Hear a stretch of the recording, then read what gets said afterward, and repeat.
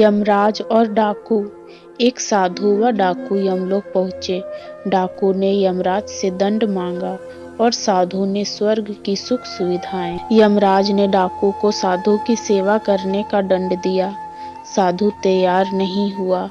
यम ने साधु से कहा, तुम्हारा तप अभी अधूरा है। मृत्यु के बाद एक साधु और एक डाकू साथ साथ यमराज के दरबार में पहुंचे। यमराज ने अपनी बही खातों में देखा और दोनों से कहा, यदि तुम दोनों अपने बारे में कुछ कहना चाहते हो तो कह सकते हो। डाकू अत्यंत विनम्र शब्दों में बोला, महाराज, मैंने जीवन भर पाप कर्म किए हैं।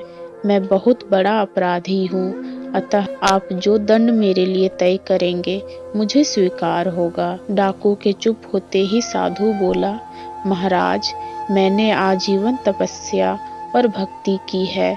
मैं कभी असत्य के मार्ग पर नहीं चला। मैंने सदैव सत्कर्म ही किए हैं। इसलिए आप कृपा करके मेरे लिए स्वर्ग के सुख साधनों का प्रबंध करें। यमराज ने दोनों की इच्छा सुनी और डाकू से कहा, तुम्हें दंड दिया जाता है कि तुम आज से इस साधु की सेवा करो। डाकू ने सिर झुकाकर आज्ञा स्वीकार कर ली। यमराज की यह